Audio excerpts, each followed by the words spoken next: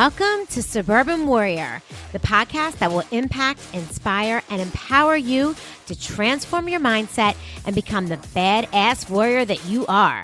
I'm your host and fellow warrior, Crissy Pfeiffer, former clinician and corporate marketing exec turned multi-passionate entrepreneur, performance and life coach, and mom to 4 not-so-little warriors. Each week, I will bring you honest conversations with inspiring guests to share their stories of resilience, optimism, success, and simple yet effective strategies so that you transform your thoughts and change your behavior to get the results you want in your life. You will be empowered to take action, warrior up, and believe in you. Let's do this.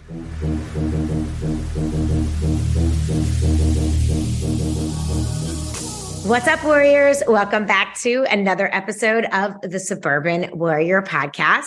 I am back this week with another awesome suburban warrior here to share her story, and we are going to spill the tea. See, I thought that was cute. All right. So today I have with me Jenny Jip. She was born in Hong Kong and raised in Fairbanks, Alaska. She is the founder and owner of Sipping Streams Tea Company, the best-selling author of The Essence of Tea, and the host of the Essence of Tea podcast. Sipping Streams, the only geothermal-powered tea farm in the world, began as a vision in 2004 when Jenny noticed the way that tea was able to bring different people together. Bootstrapping from absolutely nothing 16 years ago and building a business without so much as a mentor, Jenny's passion for community, sustainability, and quality have allowed the Sipping Streams Tea Company to weather 2 recessions and a pandemic. Sipping Streams custom tea infusions have won first, second, and third at the North American Tea Championships and second at the Global Tea Championships, along with earning Jenny a first prize for the top tea infusionist at the 2011 World Tea Expo. Sipping Streams has also been featured in Fresh Cut Magazine, Edible Alaska, and NPR. Welcome to the podcast, Jenny. Thank you. Thank you so much for having me today. Absolutely. I'm so thrilled to have you here because I feel like this is such an amazing topic. I love to talk tea. I don't know a ton about it, but I feel like I know enough to be dangerous. So I'm thrilled to have an expert here on the podcast to really give us the full scoop, if you will. So tell us first, okay, how did you get into the business of tea? Give us a little background on that. So my background is actually sports medicine. So I was an athletic trainer and physical education. So I went to college as a double major as an athletic trainer and physical education. I grew up as a coffee drinker since I was 4, and I didn't start drinking tea. Yeah. And I'm first generation American. So, I came here when I was a month and a half from Hong Kong with my mom. English was my second language. I didn't learn English until public school. So, I go to kindergarten, I get pulled out to learn English. And my parents were in the restaurant industry. So they were chefs and they were Chinese chefs. So kind of like Chinese, like Mexicans, like if you don't have to speak English, you don't have to kind of thing. Right, sure. So we learned English together. She got a tutor when I started going to kindergarten. And when my mom went to her tutor, she also brought my younger sister. So I'm the oldest of 3. Okay. And I grew up in a very entrepreneurial family, but my father, he lost his business because of a very bad, I don't know if you'd call him evil, but bad business partner who embezzled all the tax money. So, because my dad wasn't very good with finances, he was great at menu creation, kitchen design, like the whole kitchen part of it, being a chef, making everything, customer service, but he wasn't good with numbers. So we had a business partner who took care of all the finances. And so turned out not to be a very good business partner, didn't know until way deep into it. So he lost his business. And that was about the same time that my brother, who's autistic, was born. And so we had a very hard upbringing. It was the same time that my grandmother, my mom's mom, was dying of cancer. And so it was such a bad burn to my whole family that from then on, they said, never, ever become an entrepreneur. Just don't do it. pick something stable, be a teacher, be a doctor, do anything except you don't want to have to work so hard to lose everything. So that's what I did as a good, oldest Chinese daughter, first to graduate from high school, first to go to college. And I was really athletic. So I was picked on a lot. I was teased. I'm still very short. I'm only 4'9", but I was very gifted athletically. And so I was like, I should go into something like medical with, athletes. So I went into athletic training, and I left home. I left Alaska, the only place I ever lived. I went to Boise, Idaho for Boise State. And I was actually a competitive jump roper. So I competed in nationals a couple of times. I always placed top 10. They had one of the best teams in the country. Fast forward, I am still drinking coffee throughout all of college. I have no inkling other than we have it at Chinese meals at dim sum, maybe. I don't really think of tea because it's just that thing that's there when you have these special Chinese meals or something like that. But we didn't drink tea at home. My mom drank hot water. My dad drank coffee. I drank black coffee. And so my last year of college, my drink cost $5.28 every day at the coffee shop. And I was like, that's a lot of money for me to have to pay back in student loans. That's a whole meal at least, Absolutely. It is crazy. And so I know, I was like, what's the cheapest thing on the menu? Oh, tea. Okay, sure. Whatever. I just need something to drink, something to support the place that I'm sitting in, right? And studying in. So being a responsible customer, I have to buy something to take up the space. So I started drinking tea. And when my friends would come and see me studying and they'd see me with a cup of tea, I had all these very interesting comments. Because remember, I know nothing about tea. They don't know I don't know anything about tea. That was the thing, was I also assumed that they knew I wasn't a tea drinker, because for all they knew, I'm in Idaho, it's a very white state. Unless you're in the athletics department, there's a lot of diversity in the athletics department, but they still see me as Asian. And I grew up pretty much not around the rest of my Asian family. So I don't think of myself as Asian. I'm just I'm Alaskan, I'm American. Right. And so it's kind of funny because you can say oh, well, that's kind of a racist thing. So my closest friends are are you drinking tea because you're Chinese? Thinking I'm trying to be more Asian or hold on to my pride of being Asian. I'm like, what? Go back to your roots. Yeah. No, it's just the least expensive. Yeah, exactly. So I started thinking about, well, what does it mean for tea to be Chinese? Is it Chinese? Where's tea from? I didn't even know where tea was from. And so it would bring up these interesting questions to myself to be that's fascinating that someone would even say that, but what does that actually mean? Or things oh, I heard tea cures cancer. Oh, I heard it does X, Y, and Z. And remember, I'm in the health field. So I'm doing all my case studies on different rehabilitation techniques, electromodalities. And my professors were very much, they were researchers themselves. We worked on cadavers and things like that. So they always said that never believe the myths that are out there. There are more myths than truths, and you have to find the actual truth and the data that supports it, because people will spend so much money on health and wellness and not realize they would, quote unquote, pee out money, all these supplements and things that they're taking. So when someone says something, really do your research to find out how it works. Yes, maybe it does work, but it's in combination with other things. So with that athletic trainer mindset in sports medicine, I went into all the questions about health and wellness in the world of tea with that perspective of not that I was a skeptic, but I'm so how does it work? Yeah. Does it work? In what parameters does tea work? So while I was going through different research articles in the library, in different nationally and internationally published articles, medical journals, I would sometimes come across case studies on tea, which was very fascinating. And then, of course, I was oh, now this is my opportunity. Because I didn't know where I was supposed to research about tea. They were just okay, that's interesting claim. Well, I'll see it. I'll believe it when I see it kind of thing. Right. And so I would actually bump into research about tea sometimes in these medical publications. And I'm like, oh, there's actually research on tea. Because remember, I'm not a tea drinker. I don't know anything about tea.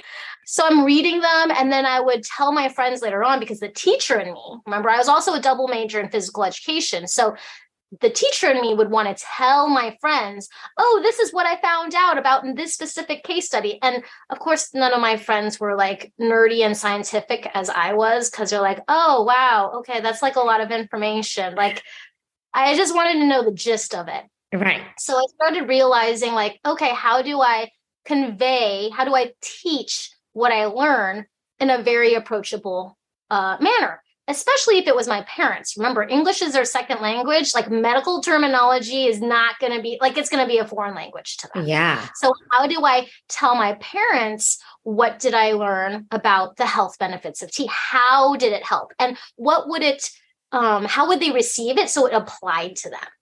So that's essentially the beginning of my journey of tea. And then when I worked in physical therapy, then people would ask me questions about tea. Because again, I have like this Lipton tea bag. Okay. Right. It's just whatever was in the clinic. It wasn't anything fancy. And people are like, oh, are you a tea drinker? Because Alaska is a coffee drinking state. Like, everyone drinks coffee. There's a coffee hut drive-through on like every corner.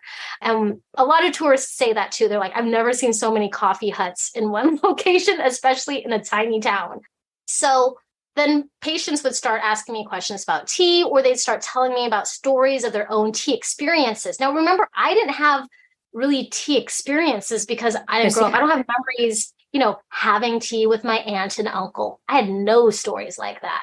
So I'm like, fascinating. There's all these tea drinkers. They're not hardcore tea drinkers. They just drink tea, but they have these memories and these associations with relatives, and very good memories for the most part. Yeah. Very few people said, oh, I don't drink tea. It always reminds me of being sick. And in sports psychology, we're like, oh, the only time you're given tea was when you were sick, and now it reminds you of being sick. So which is really interesting too, because when you think about, I feel like where we are now, knowing like so many of the health benefits of tea and how many different types of tea there are. So let's talk about that. Let's talk about, what do you think? What do you know the health benefits of tea to be? Yeah, so that's a great question, because there are so many different herbals out there, and every one of them are a different plant, like chamomile, peppermint, hibiscus. Those are different plants. So different components, completely different botany. So those will have different health benefits than the tea plant itself. So as a tea specialist and a tea educator, when we talk about tea, the word tea internationally refers to this evergreen plant called the Camellia sinensis that makes up white, green, oolong, black, and pu'er tea. That is the same plant that makes all of those teas. Everything else is an herbal infusion, or in French, a tisane. So a tisane is chamomile, peppermint, hibiscus, chicory, anything that is not the tea plant itself. Interesting. Well, I just learned something new. That is really interesting. Okay. So then, of this tea plant itself that makes up, can you repeat those? What was it? Oolong, black? Oolong, one? Black, green, white, and pu'er tea. There's 5 types of tea that are made from the singular tea plant, and it's hundreds of vitals. Gotcha. Okay. So for our conversation, we're talking specifically about that plant and those types of teas. So what are the benefits of drinking tea? So if you want to look at it physiologically, there's different components in the tea plant. There's caffeine. There's bronchodilators in there. There's components that help with relaxation. There's components that help with contraction and dilation of the cardiovascular system and of the lungs. So there's different components in it. Oh, and then there's also tons of polyphenols, or you can call them antioxidants. there's different kinds of antioxidants. And the most famous one, because of the most research done on it, most medical research done on it, is ECGC, which is this long, gigantic name that most of the time I can't pronounce. Like, it takes me some practice to say this gigantic name. But anyways, it's this antioxidant or chain, right, that protects any cells in your body. Any cells that it touches, it creates a barrier, a shield to it. So if you've got cells in your throat or cells in your gut or cells in your brain or your eyeball or your tongue or your cheeks, any kind of cells at all that it touches and it grasps onto, it creates a barrier. So with that barrier, it creates an anti-aging effect of those specific cells. Right. It has an anti-cancer property to it because of it's protecting it from free radicals from coming in and destroying it. And those free radicals that you know could be many things. It could be certain foods, things that cause inflammation, certain sugars, bad air, pollution, like, anything, stress, damage that's happening in your body already. So that one antioxidant, but there's many antioxidants in this tea plant. Okay, that's just one of them. It's so famous because it's so powerful in what it does. And so it's kind of like people who like working out or, personal training or whatever, that that if you do a certain exercise, like say you just try to do a whole bunch of push-ups, right? And you want to get your arms strong, but you're just trying to like build up like your shoulders or something like that. All of that energy doesn't just go to that section of your body. It goes like throughout your body because there's other parts of your body that are circulating and moving at the same time. Right. So it's kind of like with ECGC, you drink it for overall health because it's non-cell specific. It's, it's not biased. It's just anything that it can touch. And then, of course, that barrier only lasts for a certain amount of time. So that's why regular tea drinkers look healthier, have healthier skin. I've been told many times, they're like, how do you like have such young looking, healthier skin? I'm like, first of all, I'm pretty sure it's genetics. And I am, that always helps, right?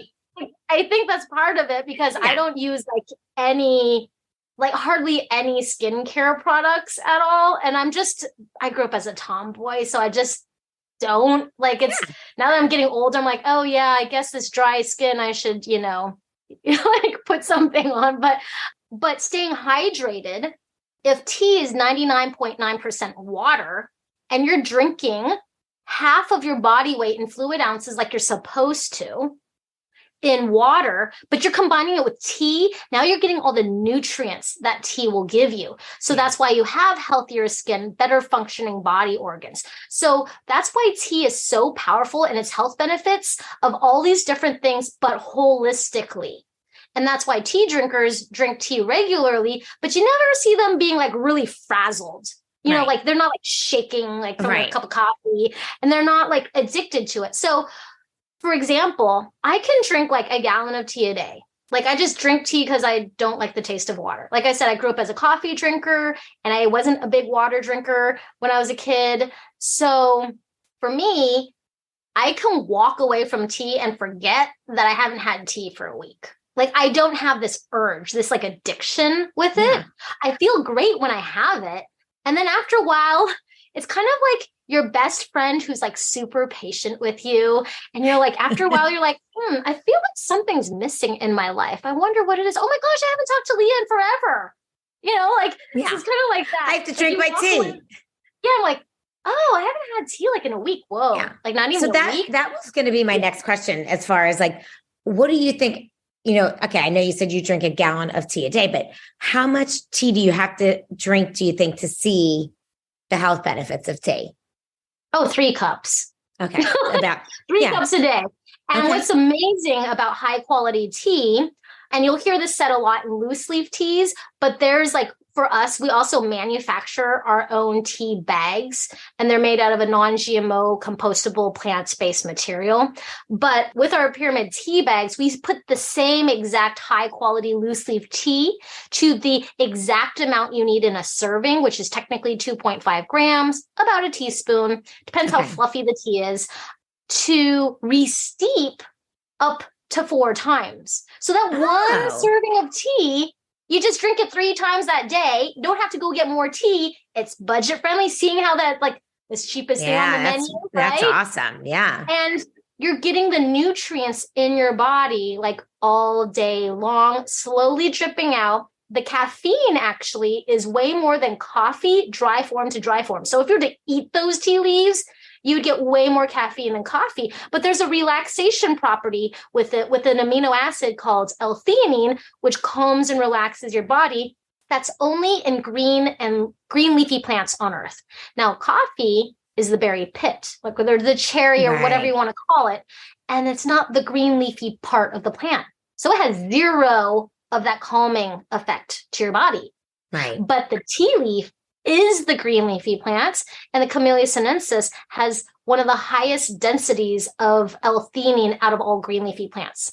So you can have L-theanine in your cabbage, your kale, your lettuce, anything green and leafy, your carrot tops or whatever, and spinach. But the tea plant actually has a very high amount of it. And that's why most tea people, like, they're very focused and alert, but very chill at the same time, like that Zen balance, Yeah.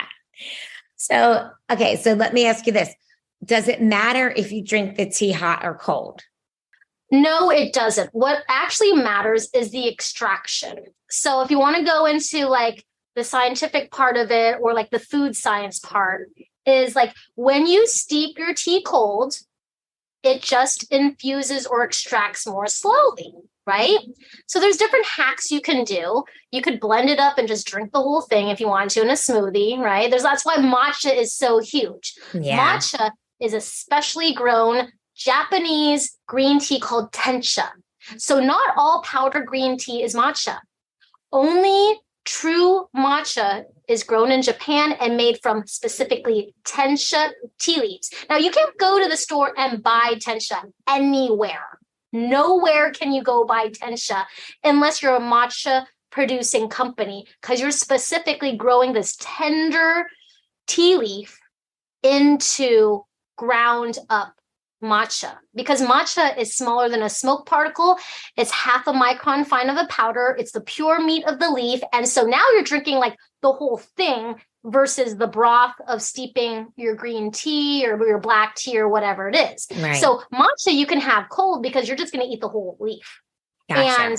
And to be very fast and instant. Now, if you're going to let your tea cool down and then you're going to chill it and make iced tea pitcher in your fridge, there's nothing wrong with it. All the components are in the water, the broth, the liquid, right?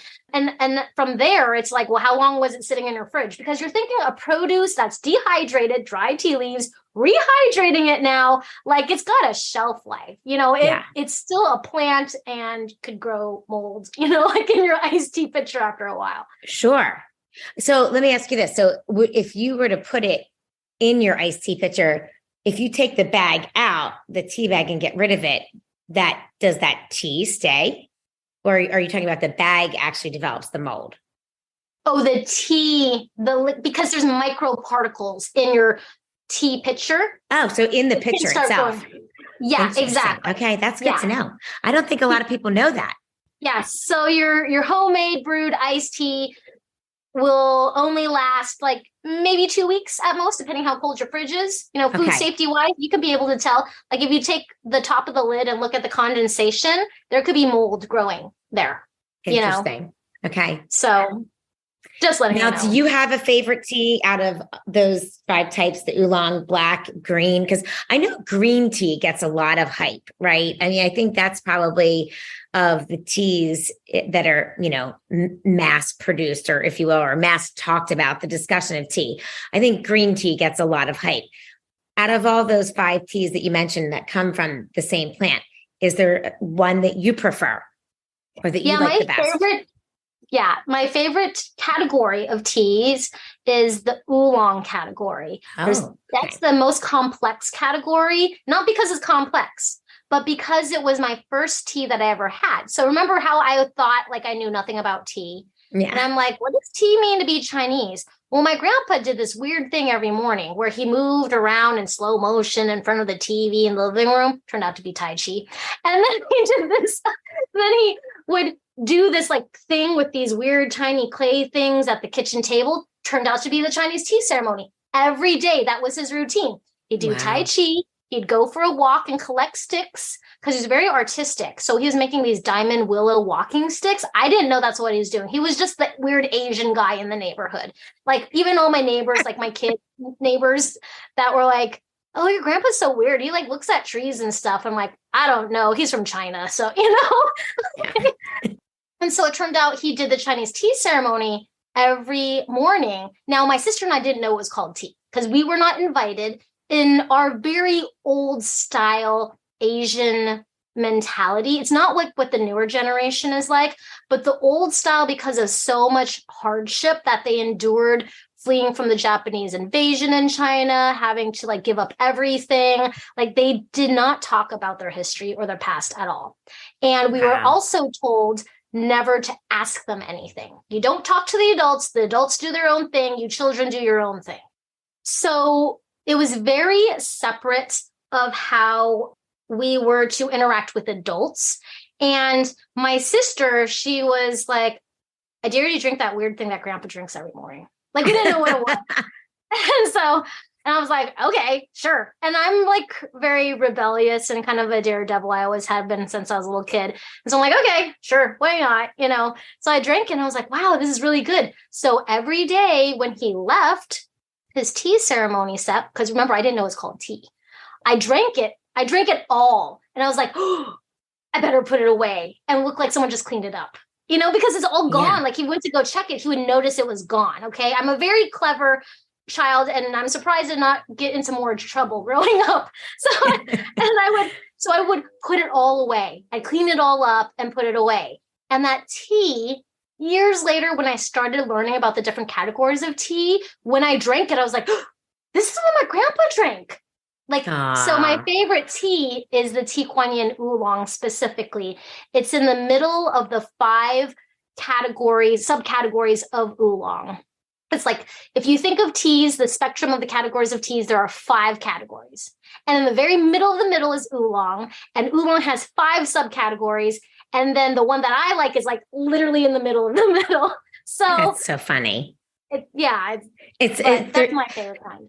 And so if someone was going to, listen to this podcast and say, you know what, I want to start drinking tea. I like the idea of the health benefits of tea. Maybe they're not coffee drinkers. What do you think is a good tea to start with? I think that oolong probably is a good one. The only thing that you have to be careful about is that one can get really strong. So if you're a coffee drinker, it won't be too green and grassy. That's what will be nice about it, is that if you're a coffee drinker and you're kind of curious about teas, it will taste kind of green a little bit, but it won't be as grassy as other green teas because it's a little darker than green tea. But that one, you can re-steep up to 6 times. So the thing about people who don't know about tea is they're like, I'm supposed to take the tea out of the water? Like there's only a certain amount of time in there. Right. So I'd say if you were to use hot water, no matter what kind of hot water it is, and I know I'm like a tea connoisseur, but honestly, I think you should drink tea however you want to, even if you want to microwave your water. I know, I just said it, microwave your water. Because I know a lot of people are like, you do not microwave your water. And I'm like, yeah. You know what? If that gets people to drink tea, then whatever. Like, I'm with you. We all try our best, but at the same time, sometimes it's just a matter of getting it done. Yeah. And I have a kettle all the time, like behind me in the kitchen. And so not everyone has that, but I'm a tea drinker. So I have an electric kettle next to me. And then I also got a nice gas stove behind me for my really nice enameled kettle.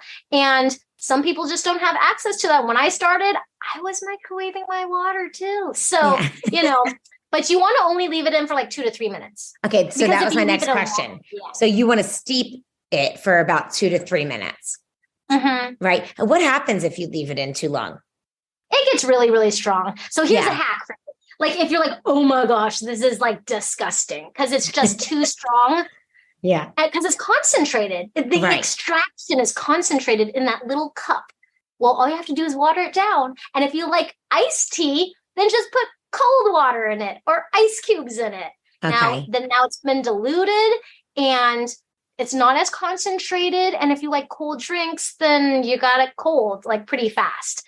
So I would say, like, if it tastes too strong or like is off-putting, you'll be shocked of how you might enjoy it just by diluting it. So if you're new, that's a great suggestion. I mean, do you put anything else in your tea ever? Like, do you ever put lemon or sugar or anything? Or are you just a straight tea leaves and water drinker? Well, I do own a tea shop. So like I make boba and lemon tea and all these other things that I make for people. So I actually come up with tons of recipes. Okay. But myself personally is like, I just drink plain tea. But remember, I also was a black coffee drinker too. So Right. I drink everything plain, but it's not that I don't, put sugar in it now and then. It just depends. Like it depends on the recipe, or if I'm trying out something. Like we have tons of honey that we produce, and we make all sorts of creamed honey, including lavender creamed honey, matcha creamed honey. Wow. And so it's really funny because I didn't grow up putting honey in anything, but I knew of honey as an ingredient. I'm used to cooking and baking and putting it on things. So when I'm telling people what they can do with all these creamed honeys, they're like, but can you put it in tea? And I forget that I didn't give a single example of putting it in your tea because I'm not a honey in my tea type of person. And so I'm like, of course you can. Okay, so I have to ask you because my kids love boba. And I kind of feel like this is like a new thing. I mean, I don't know if it is, but new in the last couple of years. But what exactly is it? So technically boba was created about 25, maybe it's going on 30 years ago now in Taiwan to encourage younger people to drink tea, because tea is the largest export of Taiwan. And so when all these younger people are trying to assimilate to Western culture, drinking coffee, drinking soft drinks, drinking iced tea, which is not normal it is now becoming more popular, but usually Asian countries like India, China, Japan, like they're drinking hot tea year round. And when you're in these hot locations, like if you've ever been to Turkey or something like that, when it's super hot, they're giving you something hot to drink because you sweat, and that becomes natural air conditioning, right? Oh, okay. So they're used to drinking hot beverages year round, but then these hip kids are like, oh, I'm drinking soft drinks or different coffee drinks. So boba was a street vendor taking tea, putting it in a martini shaker, putting maybe some cream, maybe some fruit flavors or whatever, and shaking it up. And it made this bubbly foam on top. Yeah. And so that's how it originally became bubble tea. And then somebody else added gigantic tapioca pearls, which is just tapioca, which is a root, it's vegan, and made them into this fad now that people call boba because of these gigantic tapioca pearls. And now there's popping boba, there's jellies and all sorts of things. But it honestly started out as an iced tea with no chewy, nothing in it. Okay. Interesting. That's fascinating. I'm so happy that you shared that with us. Cause I mean, we see, I'm in Pennsylvania. But all these shops, popping up, and it is a way for kids to drink tea. And the funny thing is, anytime my kids drink it, I'm like, oh gosh, making sure that I'm trying to get them to, eat healthy or whatever. And they're like, it's tea, Mom. I'm like, well, and the other thing that's kind of shocking that you might not know about, so you might actually want to check the boba places that they're going to, is we serve boba, but we do it traditionally. So we have the choices of tea. Like we're more of like a high-end boba place. Right, we're not a boba store because we're a tea shop and we specialize in high-quality teas, but we give people choices of what kind of teas they drink. So when you're in a heavily Asian populated place, you'll notice those boba shops like in Seattle or like LA area or like New York, they'll have choices of teas. But then some other places like here in Alaska, you go to a boba shop, there's no tea in it. It's just flavor, sugar, and water. And you're like, but it says black tea. I'm like, oh, that's a flavor. And it's a powder. And you're like, oh, it's really low quality black tea. You know? So it just really depends on the boba store. And I didn't realize that until I started traveling a lot and always making it a point to have some boba of the local place. And that's when I realized that those places that weren't, highly educated in like high quality teas or weren't heavily Asian populated, that tea wasn't even an option in their boba drink. Yeah. No, I think that's a great point. And I mean, it's a great point with anything that we're consuming, right? That we should always sort of be educated consumers and maybe read the fine print about what's going in our drinks and our food. But that I think that's an awesome point. Okay. So you shared so much information with us today. I loved learning about all the different teas. I feel like I learned a lot. Where can people find your tea? Yeah, you can go to our website, sippingstreams.com. It's our full website. It has links to all the teas that we sell, our boba tea kits. No, they don't come with tea, but you buy the tea and you put it in the boba. Cool. Yeah. We have a YouTube channel at Sipping Streams, so youtube.com/@sippingstreams. There's hundreds. There's like over 400 videos on tea education, recipes. There's even tea cocktail recipes. I know pretty soon it'll be National Cocktail Month, so we collaborated with different distilleries and breweries here using tea as an ingredient. Wow, it's interesting. And if you want to check out more about our geothermal tea farm, there's an actual PBS documentary that was made about our tea farm. So we've also been featured on PBS now. Wow, that's so awesome. So there's a link to that, I think, in the About Us section. So if you want to learn about tea or get a bunch of teas or just get started, that is where to go, is our website, sippingstreams.com. Thank you. That's wonderful. I'm going to check it out. And I'm also going to check out your YouTube channel to see what kind of cocktails I can make with tea. Because we all know if there's espresso martinis, but I'm sure there's got to be some yummy cocktails with tea. So it's like you're drinking a little healthy version of it. Yeah. I love that. Well, thank you so much for joining us on the podcast today, Jenny. It was awesome to have you here. I love everything that you're doing. I love that you have a farm, you're growing the tea and getting us all to be healthier by drinking tea. So guys, if you want to try Sipping Streams tea, make sure to check out Jenny's website. And I will be back next week with another awesome suburban warrior story for you. And until then, I will talk to you next week.